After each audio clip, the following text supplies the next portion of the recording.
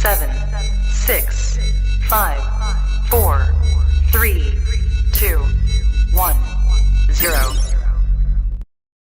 I don't ever slow up, no I don't take shit. I got no love for the fakeness. If you wanna play tough and wanna hate this, I'll always show up. I don't ever slow up, no I don't take shit. I got no love for the fakeness. If you wanna play tough and wanna hate this, I'll always show up and make a statement. I don't ever slow up, no I don't take shit. I got no love for the fakeness. If you wanna play tough and wanna hate this, I'll always show up and make a statement. Everything I do so instinctive. Good evening, ladies and gentlemen, degenerate sleuths of the night.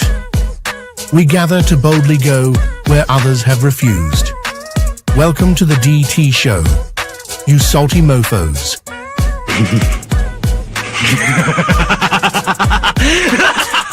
A man accused of killing 4 college students is behind bars, and he has ties to northeastern and central Pennsylvania.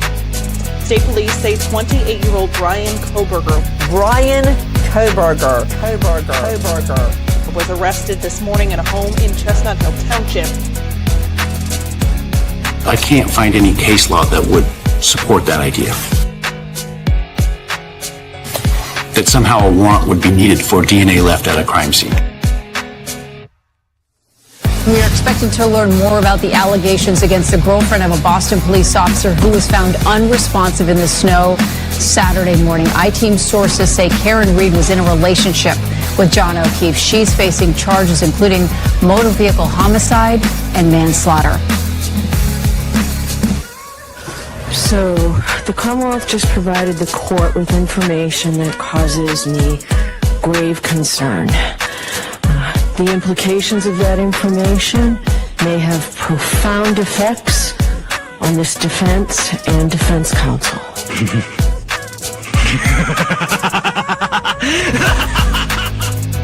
So, get your popcorn ready and your choice of drink. Get your butt on your seat. Like, comment, and subscribe for a treat. Here we go. It's time for the show. The Drunk Turkey Show.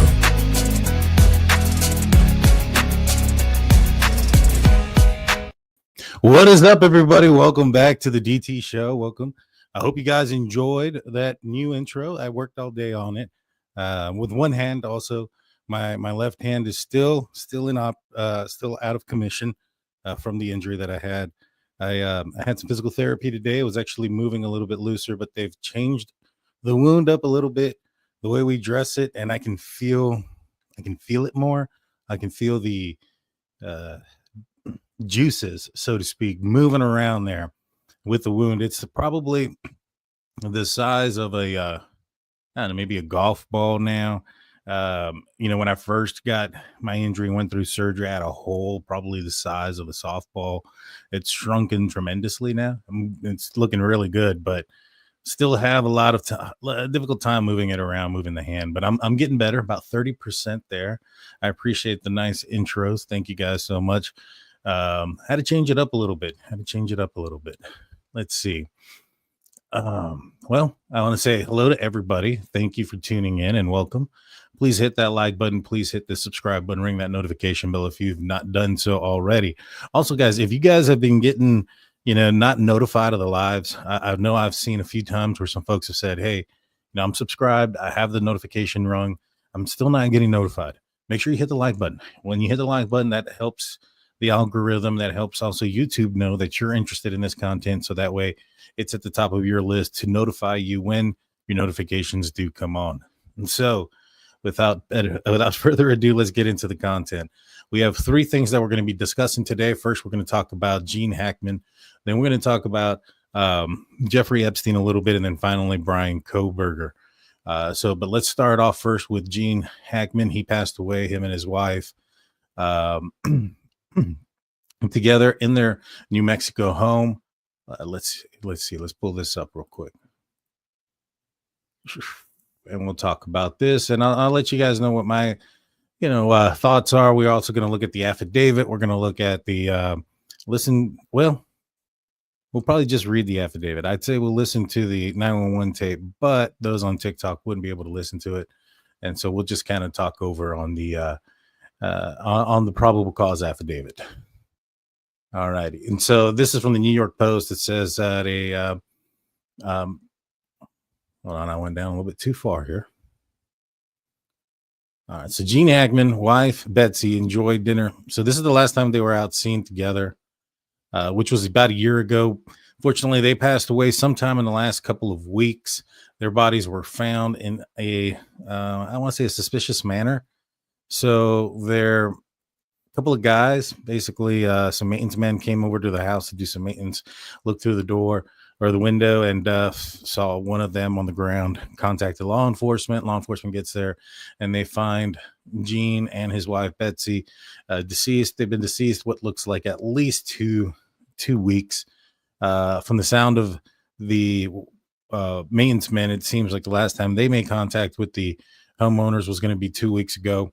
And now this was ruled no foul play, and now it's going to be is considered suspicious. And so let's just kind of break down. Let's go into the search warrant, so that way we can get into that right away.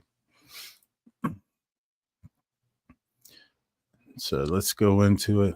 And here it goes. It goes at approximately 1:43 p.m. on Wednesday, February 26, 2025. Santa Fe Regional Emergency Communications Center received a call for service regarding a reporting party locating two deceased individuals inside the residence of 1425 Old Sunset Trail in Santa Fe County. Patrol deputies Javier Barrion and Joshua Thomas were both dispatched to the location to conduct the death investigation. Deputy Thomas indicated that he spoke with two individuals, one which was the reporting party, who found and located the front door of the residence to be open/ajar. Deputy Thomas identified the reporting party to be a male. They've redacted his name and advised that he works as the maintenance work company called Home Company. The other maintenance worker was also identified, but name was redacted. Deputy Thomas and Deputy Barone then walked the front of the residence and found the front door ajar. He advised he did not observe any signs of forced entry into the home. And so the front door was open. It wasn't just unlocked. It wasn't just prepared for somebody to walk in. It was wide open, or at least open enough for somebody to make entry into the home. Or, well, it doesn't matter. It's just open. And at the end, does that mean that somebody broke into it? Not necessarily. There were some animals on the property. I wonder if one or two of the animals may have figured out a way to open up the door. But I guess we'll just have to wait until the autopsies. I think those are going to be what's probably going to be the best bet as far as what we're going to figure out as what really happened here. And so let's continue this. Deputy Thomas entered the residence. He immediately observed a bathroom to the left of the front door, and the door to the bathroom was open. Thomas advised he observed a deceased female laying on the ground near the countertop inside the bathroom. The female observed laying on her right side. She was found wearing gray sweatpants and a light in color sweatshirt. The female observed to have a black in color hair. TikTok again is advising me to tell everybody to please share the content. If you haven't shared it, please share it to all your favorite places, whether it's Facebook, other TikTok places, Twitter, X, your friends, email, text message, Facebook Messenger, anywhere you can. We'd appreciate it. All right, let's get back to this. And if you're on the replay group, please hit that like and subscribe. Deputy Thomas advised that he observed a black and color space heater near the female's head. He advised the suspected heater could have fallen in the event that the female abruptly fell onto the ground. He also observed an orange prescription bottle on the countertop near the deceased female. The prescription bottle appeared to be open with pills scattered out on the countertop. So they had also reported no obvious signs of foul play. So it wasn't like, the female was hit in the head with the heater or anything like that. That would have been notable. And so perhaps something to do with the pills may have happened. I wonder what type of pills they are. Let me see if I can just mark this real quick so I can easily come back to this spot, because they have the items here that they're looking for as far as search warrants. I thought I went through it, but I don't remember seeing anything specific as far as medicines and or prescription pills, things of that nature. As far as specific names, no. Okay. Deputy Thomas advised that the female descendant showed obvious signs of death, body decomposition, bloating in her face, and mummification in both hands and feet. She definitely been there a minute. New Mexico's kind of dry, this time of year. I'm not sure how hot it is or warm it is. So this could actually be quite a while, which is, not necessarily concerning, but I mean, there's some things that maybe perhaps that have caught my attention. So if it's been a while, one, why has nobody checked in on them? Who should have checked in on them? I know that they've had children. I not every family's the same. Maybe there was a, I don't know, some sort of difference there between them and the children. I have no idea. But to go significant amount of time without being made contact with. Now, the maintenance folks had mentioned 2 weeks earlier. Does mummification happen within 2 weeks? I'm sure it can, but I wonder how that process slows or whatnot, given the dry area and probably relatively average, temperatures. Nothing to, maybe even below average temperatures, just because it's the wintertime right now. And there's been some crazy, temperature throughout the United States in recent weeks. So who knows how long they've been there. And, I don't know what type of content that the maintenance folks had. Maybe it was just something that was a reply or something to that nature that could have been automated. I don't know. All right, let's continue. Deputy Thomas and Bryan continued to search the residence where they found and observed a deceased brown and colored German Shepherd canine. The deceased canine was located approximately 10 to 15 feet from the deceased female in a closet of the bathroom. So there is some suspicious things here. You have 3 people who passed away at the same time, or 2 people that passed away at the same time, and an animal that passed away as well. You had 1 living animal inside of the house and 1 living animal outside of the house. Now, I think the canine in the closet was inside of a kennel as well. So that may have been the reason why they couldn't have gotten out, to go and get food, water, or any of those type of things that may have been out for them. But, it is kind of odd that you have the front door open and this situation here. So it is suspicious. I would say it would be one that would determine at very minimum an autopsy to figure out what the cause of death. Because, Mr. Hackman, he's 95 years old. You're well past the life expectancy. And so,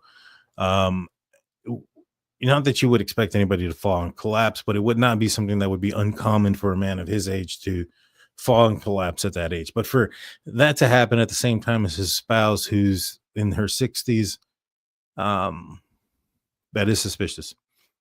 All right, let's continue.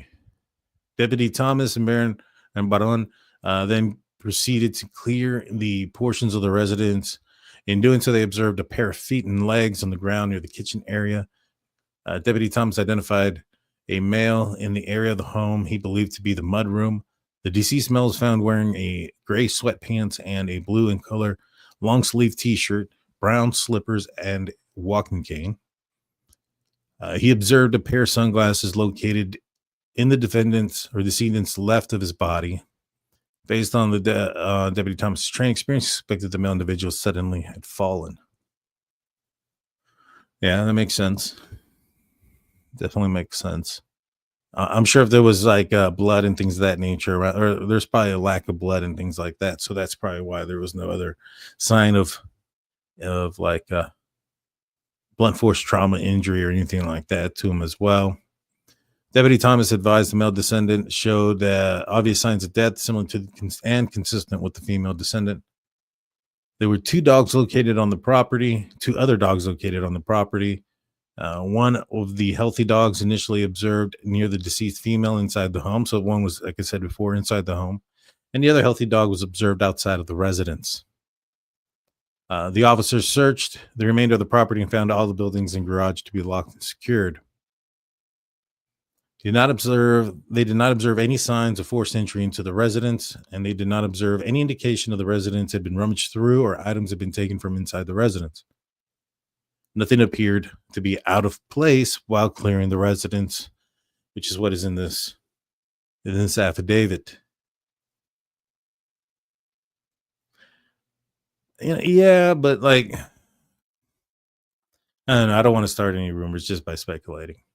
Deputy Thomas indicated and asked both of the maintenance folks when was the last time they made contact with the homeowners, and they both advised approximately 2 weeks prior. They stated they rarely saw the homeowners when conducting routine maintenance on the home. They both indicated the maintenance contact with the homeowners through text messages and phone calls, and primarily communicated with the female homeowner, identified the deceased female as Betsy Arkawa. The two males identified Betsy's husband as Gene Hackman or Eugene Allen Hackman. However, did not positively identify him as the deceased male. At this time, the male's true identity is unknown. It most likely is Gene. It's just that they haven't found anybody to kind of actually identify his body positively. The maintenance folks. I'm actually surprised that those were the guys that they asked to do that. This continues to say that the fire department did not locate any signs of carbon monoxide leak or poisoning.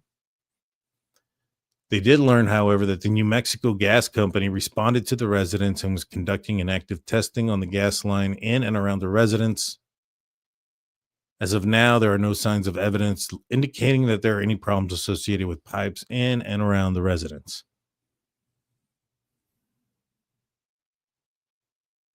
There was no immediate sign of blunt force trauma.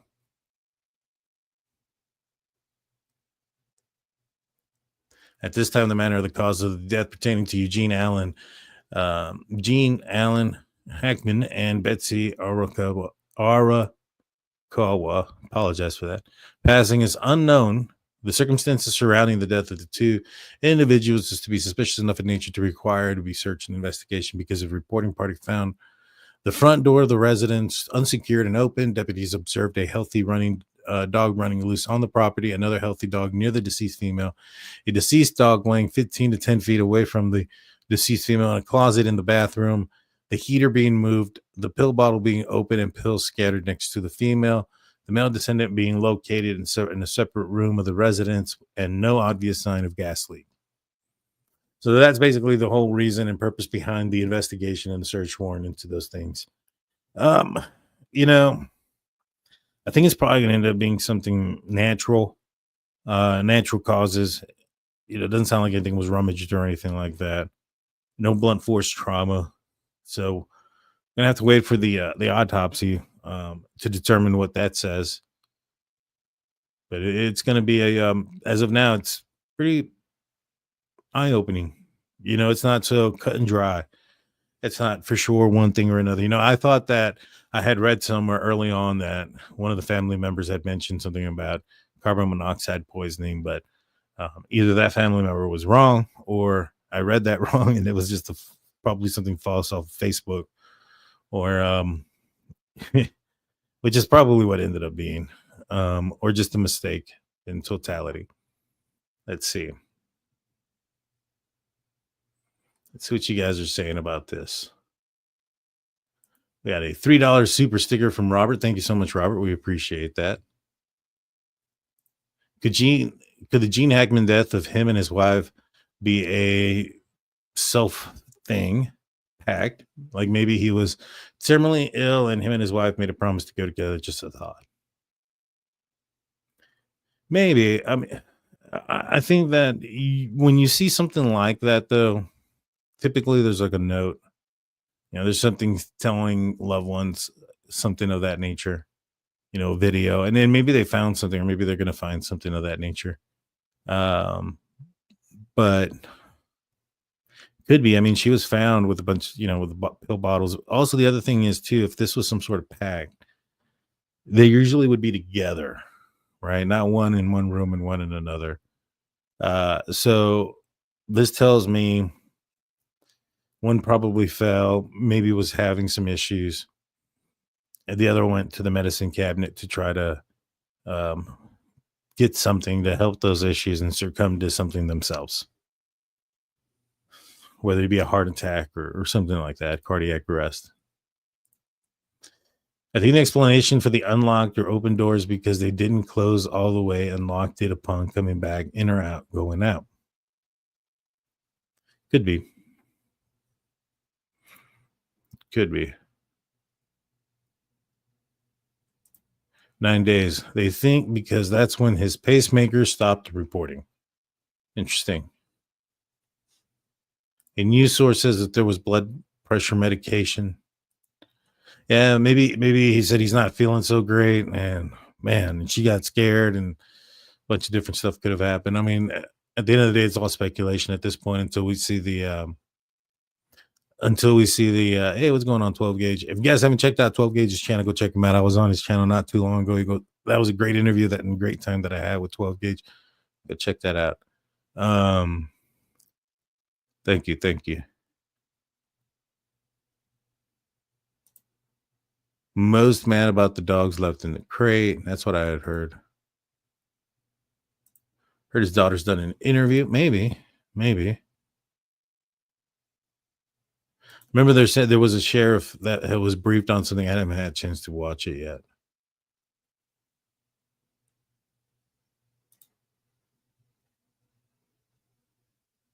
Sounds to me like he was headed outside or he just came in from outside. One of the two. That's for sure. Let's see. Put a couple of stars if you want to get me to see that. Not natural causes. They released partial autopsy reports, which was not natural causes, deferred for toxicology. Interesting. That's interesting if true. Definitely is. I'm going to see if I can find something like that.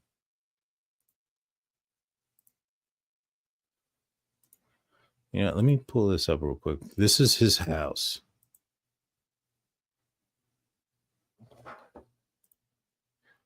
How about I didn't push the wrong? I did push the wrong button. All right, so this is his home, and you won't be able to see it on TikTok, but it's a fairly large home. I think it's like worth $3.8 million. Let's see, people, you can walk in, nice lot patio outside. So one of the persons saw one of the deceased laying, through a window, and I wouldn't be surprised if, because they said they called it a mud room as well. It had sunglasses, so either he was heading out perhaps to this area, this outside area here that we see, this nice patio that's up against the house. He may have been going in or out of this area. Just speculation. I mean, this is a large area. In fact, let me rewind a little bit, see if you can see as you can see, it's fairly huge. And so that room or that patio could have been in a number of places, but it's in the back area. I think it's right here where my mouse is. In the back area of that house is where that mud room is, or that patio we saw. I think it's right up in here. And so secluded area. Pretty crazy that nobody contacted them in between that time, though. Still pretty insane.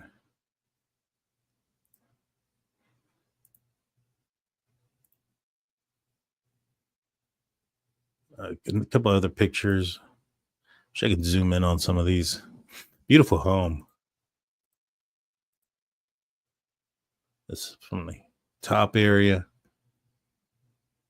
So you could have been up front here at this part of the house, could have been in the back part of the house where that patio is. Here's one of the most recent picture of them out in public. This is about a year ago or so.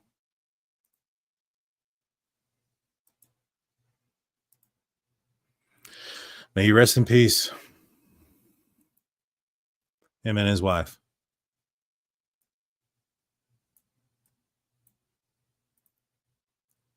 And I mean, I don't know the situation like behind it. I don't know if at the end, if this will turn into something that is, a murder case or whatnot. But if it doesn't end up being something that was more natural or whatnot, or even some sort of pact, um, just feel for them and the families, Yeah, exactly. Corporal punishment comes in saying, wow, he's unrecognizable in that picture. I agree. He was a brilliant actor and pianist. Yes, he was.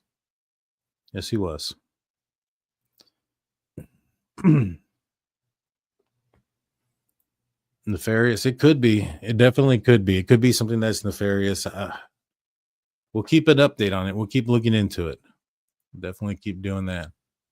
Now let's look at some the Jeffrey Epstein case. So apparently the files were supposed to be released. President Trump and his administration have signed off on the Epstein files to be released, along with the JFK files, which I think we're still kind of waiting on a few of those. And MLK files, RFK files as well. Now, all so far from what it is, so what's shown or what's come out, this has been a big nothing burger so far. And the question comes into play is like, all right, so Miss Maxwell, she's in prison for a reason, right? And these crimes occurred, yet there's no documents that are going to be that have been dropped out that can show anything of that. There was supposed to be a clientele list, or not necessarily a clientele list, but like a list of names of people who were being blackmailed and things. And although there is a contact book, there isn't that, and I believe that those things do exist. And so the question becomes, why hasn't the FBI dropped this? Why hasn't the FBI released this information? Why are they withholding the files? And this here comes from Fox, and we'll look at two different titles here. We'll look at one from Fox, and we'll look at one from CNN. Fox, it says, conservatives explode at botched Epstein document rollout, complete disappointment. Justice system rollout of Epstein files on Thursday and Friday drew heated criticism from many on social media and from those expressing dismay at the level of detail the files at the time it took for them to release. The highly anticipated release of the highly related of the files related to the disgraced financier Jeffrey Epstein on Thursday did not include a client information, and speculation continued into Friday in the Justice Department, saying that some of the documents were still being tracked down. Many conservatives took to social media to express frustration and disappointment with the rollout over the past couple of days. I nor the task force were given or reviewed the Epstein documents being released today. A New York Post story just revealed that the documents will simply be Epstein's phone book. This is not what we or the American people asked for, and a complete disappointment. Get us the information that we asked for. And it's true. I mean, the only thing that's populated or come out of it is the unredacted black book that he had, which I've kind of gone through here, and we've gone through here before. A bunch of folks I don't know. I'm not in their pay grade, I guess. But there was some that popped up. A couple of actresses, I think a couple of actors, things like that. I'm sure there's a lot of other people that if I looked up who they were, I'd be like, oh, well, that's probably somebody important, and this is the list here. This is the unredacted list that we're looking through of individuals who are associated with the disgraced financier. That's how they call him. The disgraced financier. Man, he should be called something else. You know what I mean? The Mick Jagger, there's a guy right there. There's a name.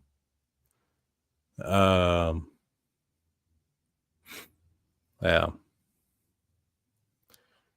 I mean, I gotta say, I have no idea. Bobby and Mary Kennedy, which I think Robert Kennedy, RFK Jr., he's already come up forward and said that he was on on the plane, and he knew Epstein and things of that nature.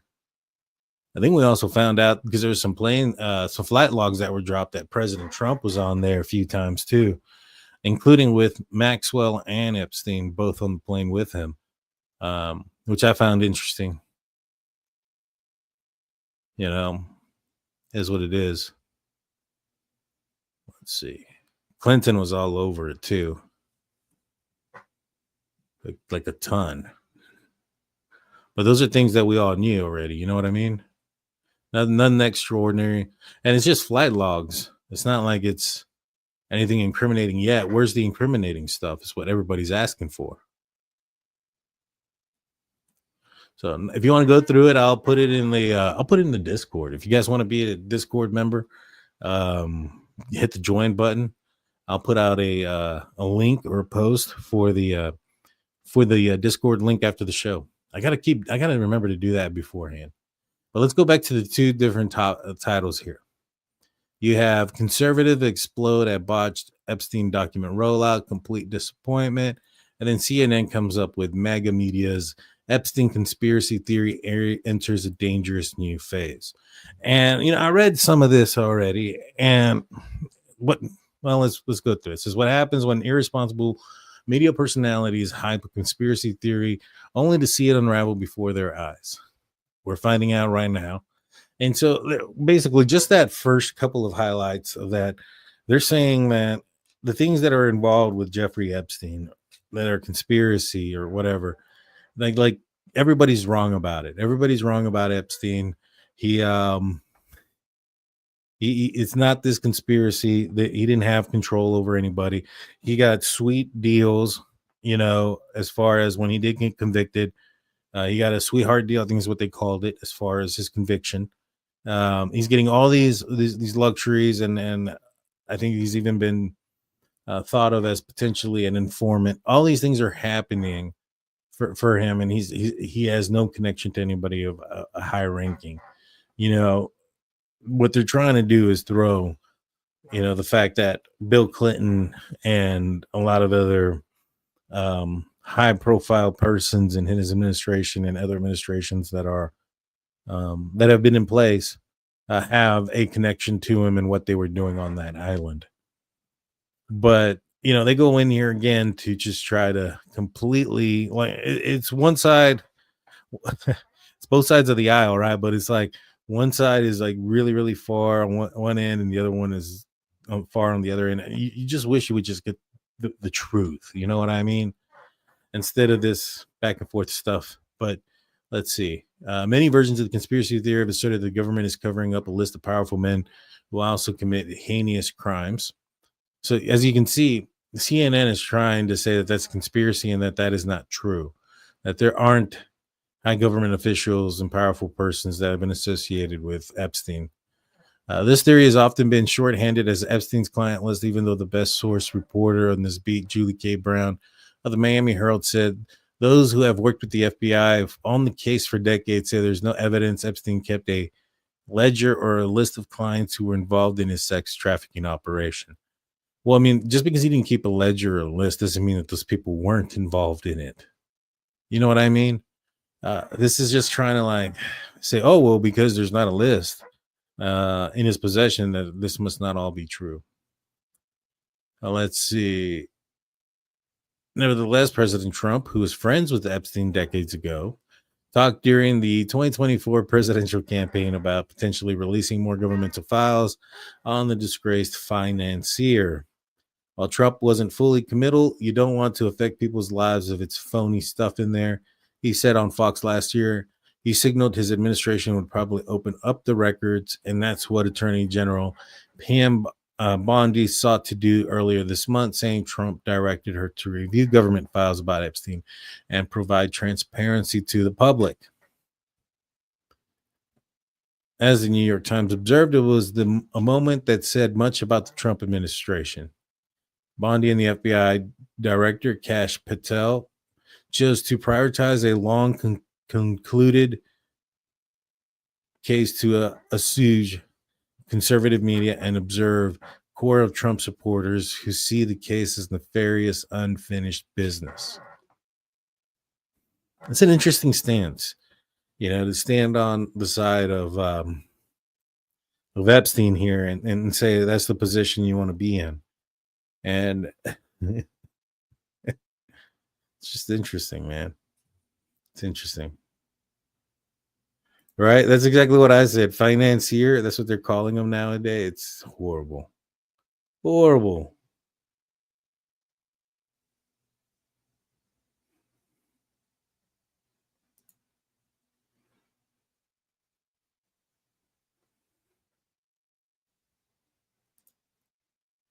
That house for Gene Hackman is not in Santa Fe. There is not that much water. That's the one that popped up when I pulled it up. It looked like a lot of the groundwork was desert though, but that's what it looked like when I pulled it up, Miss Mary. Let's see. So, which one is it? Is it the fact that is the government still withholding things? Are there powerful people that don't want something out? Or as CNN says, is it just a conspiracy that's not true and nobody should look into it anymore? You be the judge of that. You be the judge. I, for one, tend to think that, where there's smoke, there's fire. And you have a guy who got arrested for this. He got arrested twice. Ended up taking his own life in a mysterious manner. I mean, the things that had to have happened for in the events that they did. I mean, the chances of them happening, the phone, the cameras being off, the guards being asleep, everything else that went into play. I mean, there was like 20 different things that lined up for this to happen. Just so happened. Come on now. Come on. I don't buy it. I don't buy it at all. I'll answer a couple of questions on what you guys think about that, and then we'll jump into the Bryan Kohberger case. Finish it off tonight. As of now, I think, I don't think we're going to find anything out. Just like, do you really think we're going to find out a lot about the JFK stuff? I know that there's been some rumors and speculation that what's in there is there's a potential second shooter. Man, have we seen that for sure? Maybe let me look it up first too. Before I put my foot in my mouth. It may have all come out by now, and everybody knows about this second shooter, and I'm not sure about it. But from, like I said, those things were supposed to come out quite a bit ago. And let's see, GOPers pressed for the release of JFK Epstein files. Here's why they're not released yet. So apparently they're still not released. Yeah, I know I've been talking with a good friend of mine. You guys might know him. He used to be on the show quite a bit often. We're talking about getting him back on the show to talk a little bit about these Epstein and JFK conspiracies. So stay tuned for that. That one's going to be a good one as well. Oh, we're going to talk about Kohberger. We're going to get to him here next. Let's see. Oswald didn't make those shots accurately with that raggedy old gun and scope. I know that. Yeah, I mean, anything can happen, right? I mean, he could have been lucky enough to have gotten that shot off. I mean, he could just 1 in a million shot, right? That's possible. But to me, it's kind of like what happened with his most recent attempt that occurred in Pennsylvania, where he had a kid who was on a roof 100 yards away, line sight. I mean, you can see it from a witnesses or a goers, a Trump goers footage from behind. They're taking the camera and videoing the would-be president, his speech, and in the background you can see this guy just sniper crawling on the one location that was told to have been an issue. Had highlighted that it was an issue and yet was not looked at. There are multiple people that see this guy climbing up and crawling there and are calling it out. They're videotaping it. Police are aware of it before the shots are made. And yet it seems like he's allowed to not just make one, but several shots. Now, I'm not saying that guy was like some sort of CIA, special agent or something of that nature, or FBI guy, undercover operative dude, hidden operative or whatever. But I think that at the same time, this guy, could he have been fed things? Could certain areas of government known that if they pushed certain limits to this guy, he might do this? And could they have created a path for him? Perhaps. And could that have been the same thing that happened with JFK? Because there was a lot of people who weren't happy with him. There was the whole Cuban stuff that was going on in the war there, or the potential war that was going to be happening, and the back and forth. There was also the fact that the mob didn't like him because, from what I understand, he went back on some promises that he had with them. In fact, there was some mob members identified in that area that night or that day. And so there's a lot of different motivators, or people who could have had motivation to have committed it. And to me, is it that the government had something to do with it per se, or did they do something where they created the path and the opportunity for somebody, and a few people took it? I think that's possible. Just as much as the most recent stuff that occurred. To me, it just seems, and I am shocked. I would be more shocked to find out that in either situation that wasn't the case. Let's see. I think Oswald could have been a part of it, but he wasn't alone. No, I don't think he was either. LBJ hated Kennedy. Yep. There was that rumor as well. He had motivation to be the next president. And there's a lot of things that went into play with that. And so we do plan on coming back with a former turkey who may be joining back to talk about that, and some alien stuff too. He's not really big into the whole true crime stuff, which is another reason why I kind of took a break from it. And so when we get back more into some of the other kind of conversations, we might be seeing our big buddy here, both of our buddies. But all right, let's get into the conversation of the day that everybody's been waiting for, and that is the Bryan Kohberger case. So there's some motions that were dropped, and for some reason it hasn't been these. Well, let me double check, but these documents haven't actually been dropped. They're on the case summary, but they're not on the website there for Idaho as far as what we can see. But let me double check. I'm gonna refresh this. Yeah, the last thing still there is the motion exceeding the page limit, granting the page limit, and a temporary order sealing. Oh, hey, they got something new here. Temporary order sealing the February 24th, 2025 filings. So that was the filings that they had here recently. They've all been sealed. That's why they haven't been dropped. All filings not released by the court for public dissemination by the parties in the matter in the February 24, 2025 shall be temporarily sealed pursuant to Idaho Court Administrative Rule. And what is that? That is these motions here. So let me pull this up. And that is the motion to preclude the death penalty and adopt other necessary procedures due to the state's numerous disclosure violations. Motion to strike death penalty, reference autism spectrum disorder, and motion to redact or seal newly filed records. So Bryan Kohberger is trying to use this as a reason to not have the death penalty be used against him.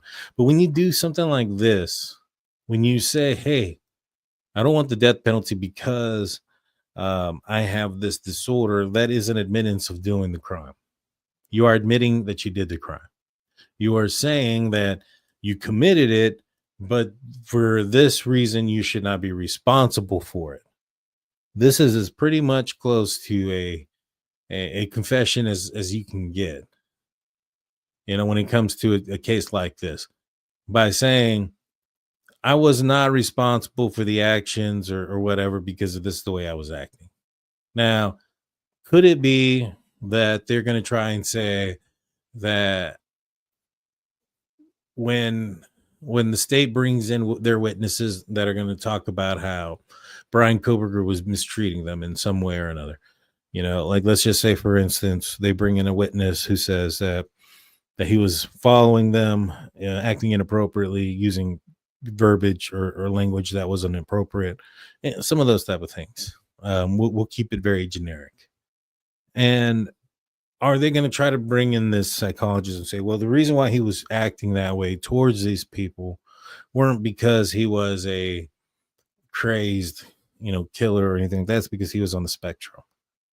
And I guess you can say that his social issues or social behaviors that he had could have been because of the, him being on the spectrum. However, being autistic, does that stop you from knowing the difference between right and wrong? I don't think so. And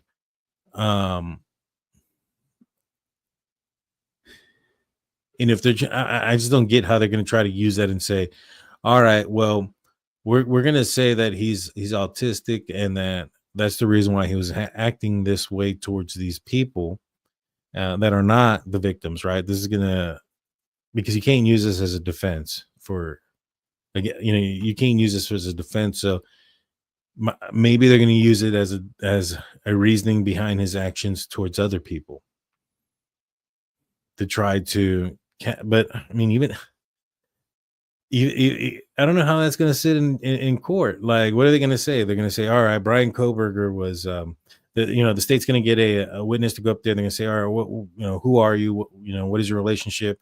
And I'm going to make this all up. Let's just say the person goes up there is a PhD student, also works with Bryan Kohberger closely, and has felt threatened or felt that in certain situations he may have acted oddly. Maybe perhaps even after the murders may have occurred, his behavior may have changed. Maybe the glove wearing and all those other things that he was doing, taking his DNA and putting it in baggies. Maybe they're going to try to explain that those things were because of stress. It was stress induced, and that it was part of his autism that did it. It wasn't because he took the lives of the victims. I wouldn't be surprised if that's what we end up hearing. It was like he had some sort of stress induced episodes, but they were completely different and separate from what happened with the victims. But then again, this is to strike the death penalty. This isn't just to have on there as far as for your defense. This is so that they can strike the death penalty. See, I'm not a lawyer, so I'm speculating here on all this. But if it's for striking the death penalty, because that would just be a character witness, right? Or a witness for you to a rebuttal for the character witness of the prosecution if they were to bring in somebody to say that he was on the spectrum. That's not a witness that you would use to strike the death penalty. So if this is strictly, this comes back to this guy is basically admitting he did it. That's the only thing I can think of. When you use this as a defense to drop the guilt phase down, I think this is admitting basically that you did this. Now, how long have they known, and by them, the defense, when did they figure out or find out that he was on the spectrum, and when did they decide they were going to use this motion? Because if they decided they were going to use this motion, they had this spectrum thing on their mind and they were going to do this. What about all those times that Ann Taylor was standing there saying that he was innocent and he didn't do it? Was she purging herself then? Because if this was something that they had in their back pocket since, I don't know, January 2023 or 2024, and it was right after his arrest or sometime shortly after, before his court hearings, and once they got most of their discovery in and they figured that, hey, this is going to be a losing battle, maybe that's when they hired the psychiatrist to go in there and diagnose him. That's Only thing I could think of. Let's see. Now, I was asked if we were going to talk about the Kohberger case, if I thought he was going to take the stand. You know, I don't know. At first, I would have said yes, 100%. This guy's definitely taking the stand. You know, he's narcissistic. This is a narcissistic person, blah, blah, blah, blah, blah. But the more that I think about the things that that happened in this case, right? The fact that he left the backsliding glass door so that he didn't have to touch it multiple times. That way he didn't have to leave DNA behind, or the possibility of DNA behind. The tactic in which he was driving around. You know, which to me, all those things come pre-planned and premeditated. You can't do those without it being premeditated. You know, if he had a change of clothes and a kill kit, that's premeditated. I mean, to strike the death penalty based off something with you have all this premeditation behind it is, oh no, I don't think it's going to work. Like, I'll say that right there with all the premeditation. That's going to be my, my final offer, Bob. All my premeditation stuff that I'm talking about, or everything I'm talking about, is going to boil down to: is this going to fly? I think they're going to be able to keep everything in, and I think they're going to use that premeditation aspect of it against. I think that trumps him saying anything about any kind of defense, because there had to have been a lot of premeditation to have committed this crime. You know, the kill kit, purchasing these items beforehand, driving around multiple times, the manner that he did until the lights went off.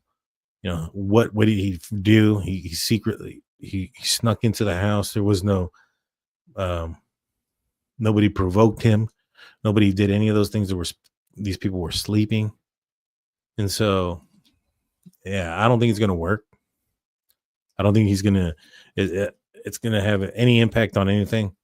I think when you start going down this road, though, this is when we're probably going to start hearing talks of a plea. I think this is when they're going to start doing the whole plea bargaining and plea deals. Is when we might start seeing this. Let's see. Give me your comments. Give me your questions. Send them to me. What do you think the defense is going to say about him that needs an excuse for his autism to explain away? Blocking a girl from leaving his office? Speculation. See, that was one of the things that I thought. Maybe it was because of some of the things that he may have done. If he blocked a girl from leaving his office, if he followed a girl in the parking lot, if he bugged another person's house, or by, installing their security camera system and obtaining the password and PIN for it, so that way he can watch them later. Whether he, stole some IDs. Remember, there's some IDs that were apparently found inside of a glove, inside of a box. If one of those comes back to some other victim of another crime, whether it not be murder or anything like that, whether it be just a break-in or something weird, that's still a crime. That he may have taken a memento for. So, could he? But the thing is, these specifically say to drop the death penalty, the DP. These are specifically, they filed these motions specifically for that.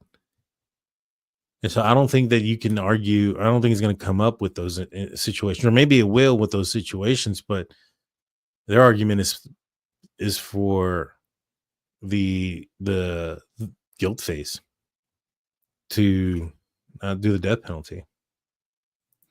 What about his drug addictions, years prior, and stealing, etc.?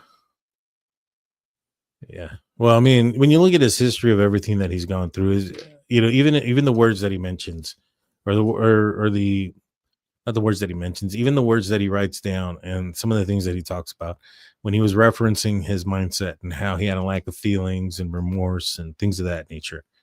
All that's going to be all that plays a role into a person who probably does suffer from some sort of mental disorder of some sort.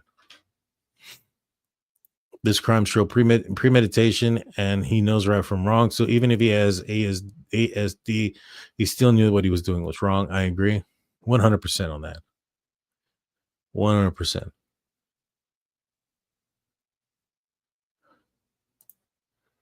My wife is on the autism spectrum, and that projects for her as intrusive, obsessive thoughts, anxiety, panic attacks, and OCD. She's my light.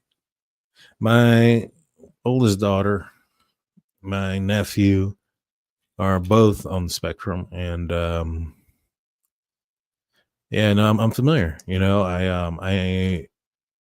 my nephew, he's very, very intelligent.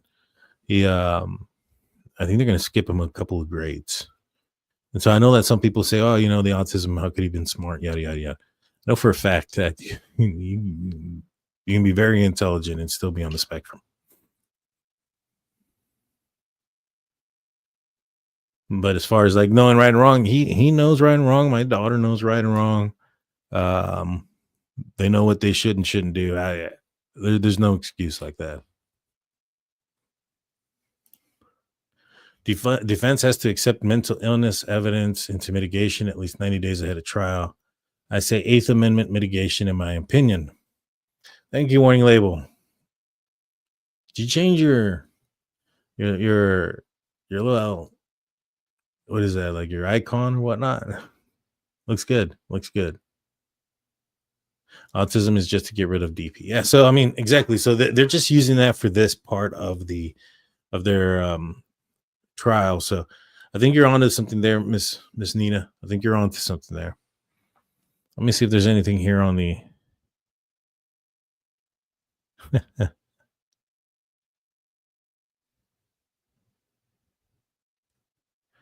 what's going on? Hold on, I gotta check this out. So I got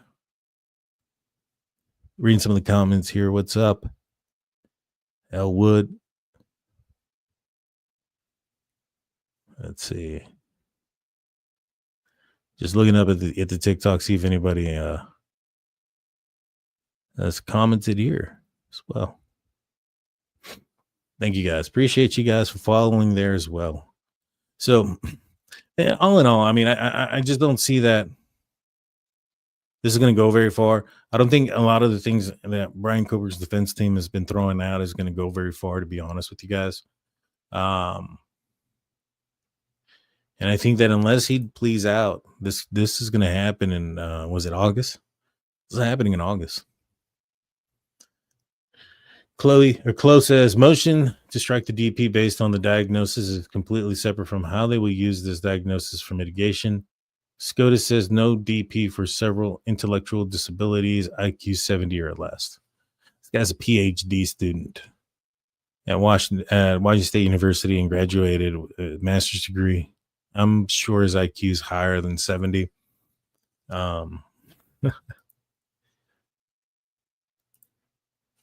Steph says, I've said it. He has Asperger's from the beginning. Very smart people should not negate the DP. Yeah. I mean, if you're that intelligent and this is your field, criminal justice is your field. You get what I'm saying? You know better. Adding my commentary to that motion to strike is a complete joke, and Miss Taylor knows it.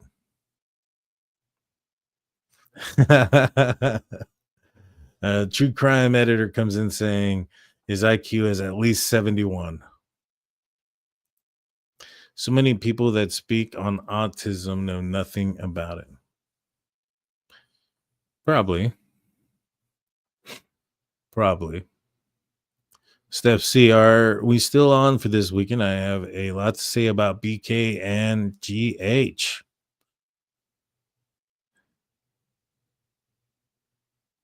GH. Remind me who GH is. so many initials. But yeah, I can do a panel only. We can do a panel. I need to do a members only for sure this weekend. I haven't done one in a minute, but yeah, for sure. We can definitely do something. I think he's been planning this for 10 years. Comes morning late. That's a specific amount of time. I'd like to hear what you think there. Judy Holiday says, our 23-year-old son and he's on the spectrum, he could nor would ever commit such a horrific crime. Yeah, I mean, at the end of the day, like I said, my daughter she's autistic. She has a lot of learning disabilities, autistic, dyslexic, ODD a little bit.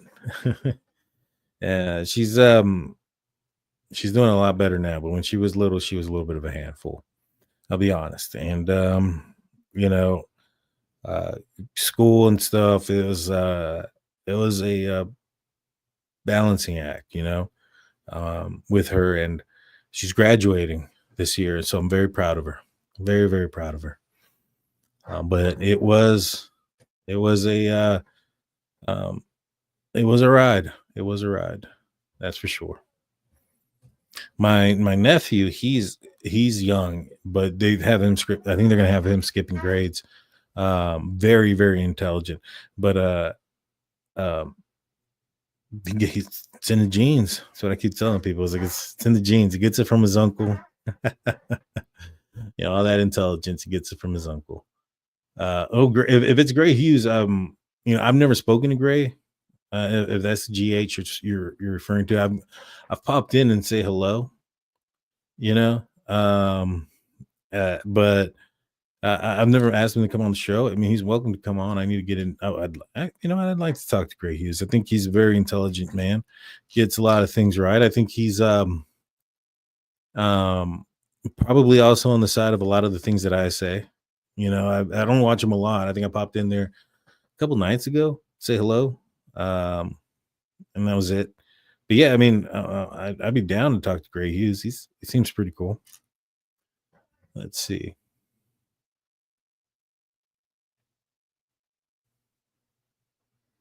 I'll just say good luck with that, Ann Taylor. You're doing your job.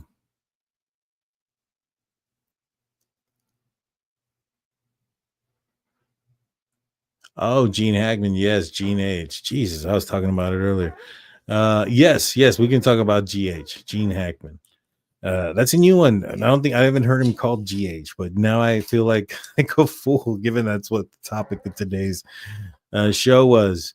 But I appreciate that. Yeah, we'll definitely talk about that this weekend. We definitely get you there. Let's see. But yeah.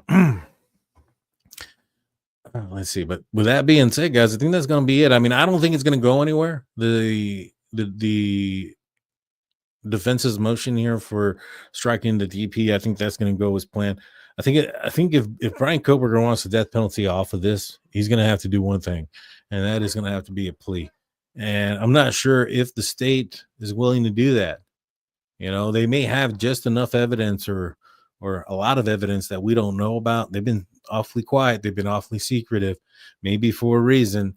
And that reason could be that they have a strong case, so strong that they don't want to plead out for this.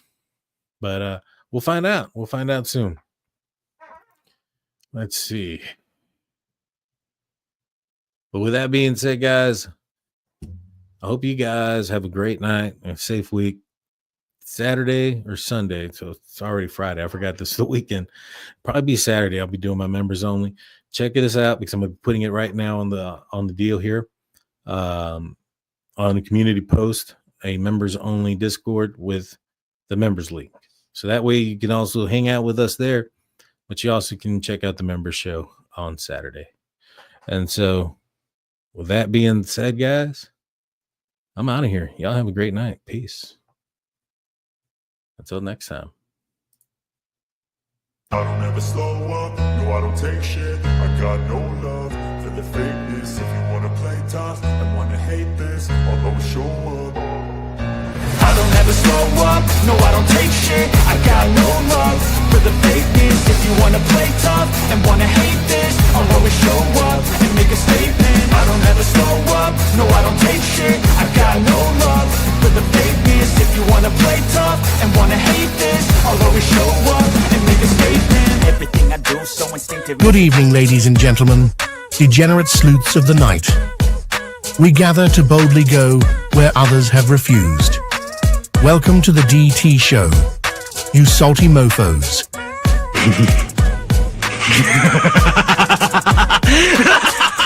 A man accused of killing 4 college students is behind bars, and he has ties to northeastern and central Pennsylvania.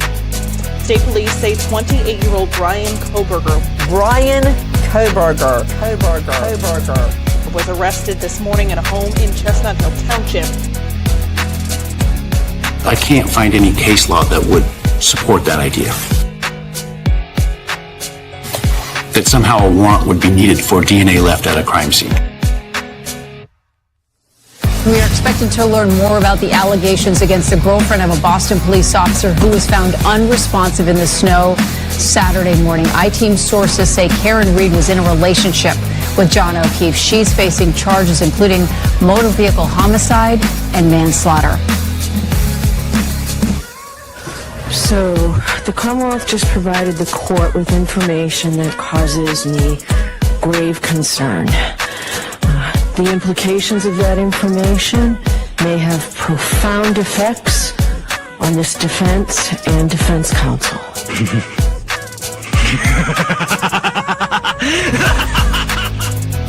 So, get your popcorn ready and your choice of drink. Get your butt on your seat. Like, comment, and subscribe for a treat. Here we go. It's time for the show.